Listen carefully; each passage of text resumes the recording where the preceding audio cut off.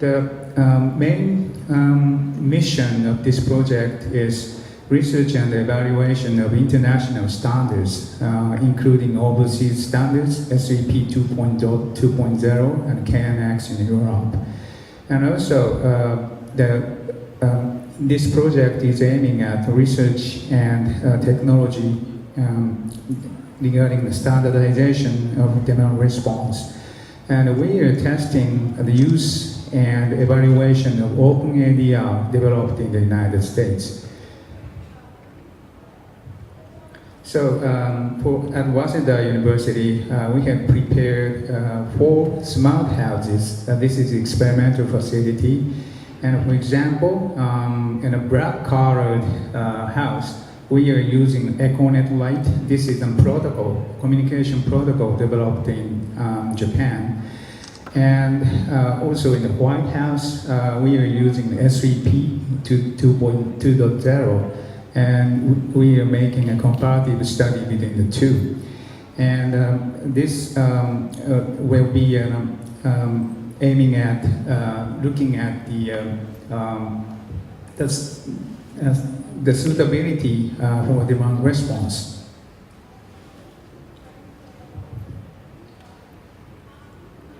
Okay, at the sub-meeting of Smart House Building Standardization Group, which was held about a year ago, and the issue there was the Demand Response Task Force had summarized use cases for demand response in Japan.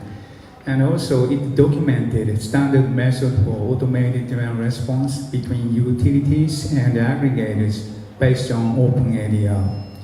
And some utilities employed the standard method for test implementation in summer last year, collaborating with Waseda Shinjuku project. And the key point here is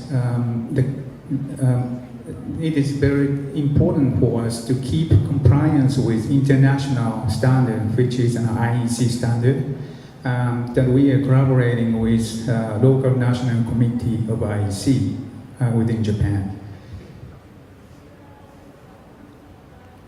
So this table summarizes the use cases developed by Demand Response Task Force. And there are 7 use cases. The first one, UC1, is an aggregated demand response. So as an actor, there's system operator, a retailer, aggregator, and a customer. And in this use case, aggregators procure demand response from customers and provide to the system operator and the retailers. And for other use cases, capacity contract, which is number 4, this is a mutual contract for demand response.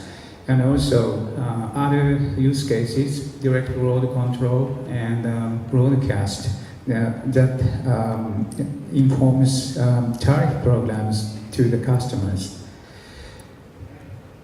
It defines standard demand response communication between electricity providers and aggregators. And it was designed to cover use cases UC1, 4, and 7, considered for implementation in last summer. So this interface specification includes OpenADR 2.0a and just a part of 2.0b, which is necessary for these 3 use cases. And vendors are supposed to develop their softwares and hardwares and will obey a certification rule required by OpenADR Alliance in the United States. And this specification will be upgraded if necessary based on the pilot results in the last summer and expansion of targeted use cases in the future. So this figure indicates the TEPCO's plan for demand response over the next 10 years. So we already have demand response resources for large-scale commercial and industrial customers.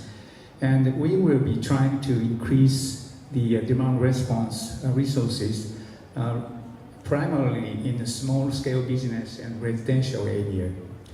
And in 10 years from now, we will be preparing the demand response resources up to 2,500 megawatts or something. This corresponds to 4 to 5% of the peak demand, and this number is supposed to be ideal number when we think of our structure of the generation capacity. And we will be looking into the cost benefit compared to aged thermal power plants, and means of curtailment will be investigated through the demonstration projects. So in the residential area, so we will be, we are now testing the price incentive type demand response using area of Yokohama Smart City project. And in this project, 4,000 customers are involved, participating in this project. And we have smart meters and HEMS, and also in-home display that displays the electricity price. So we are now implementing CPP, critical peak pricing, and peak time rebate. The preliminary result in last summer, we obtained 15 to 20% cut of the demand in the targeted time frame. So this is the demand response test facility prepared at Waseda University. Actually, we have several demand response servers to dispatch DL signal to various places. The first one, the project A, is a collaboration with Tokyo Electric Power Company, and this is an aggregated type demand response program. And Waseda University also sending signal to 4 major city EMS, collaborating with Smart City project in Japan, Yokohama, Toyota, Keihana, and Kitakyushu.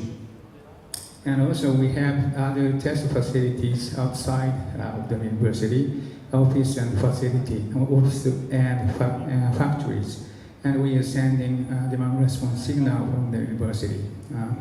So all of these are based on open area for demand response signal dispatch. Okay, this is a typical project, aggregated type demand response. TEPCO has a contract with 5 aggregators, 5 DR aggregators, and each aggregator has a contract with their customers. Their convenience store, factory, office, and restaurant, supermarket, and so forth. And actually, 1,400 customers are participating in this project. So the DR signal is sent from TEPCO to the aggregators, and at the same time, the same signal is sent to the aggregators through the facilities at Waseda University. Okay, this is also aggregator type DR program. This is a new project. The METI, the Ministry of Economy, Trade and Industry, had contracted with Tokyo Electric Power Company and 6 aggregators. This project is aiming at demonstration regarding the incentive-based demand response, which started December last year and will last until March next year. This project deals with not only the peak cap in the summer, but also ancillary service and economical replacement, expanding the area of demand response, considering the forthcoming electric power system reformation. And through this project, the TEPCO is looking at the possibility of actual implementation. And this project involves 90 megawatt from 1,100 customers.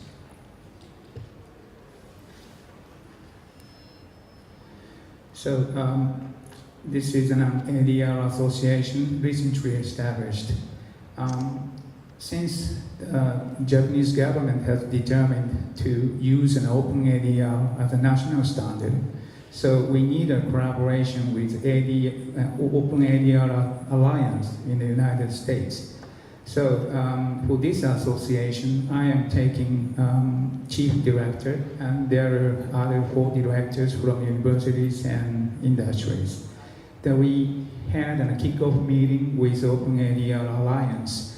Mr. Barry Hasser, who is a chief director of Open ADR Alliance, and also technical director, Mr. Rolf Vignette. This was held last year. Okay, this is the final slide for future prospect. So now we are evaluating Open ADR based on various use cases and also demonstration projects. The question is Open ADR 2.0b is enough?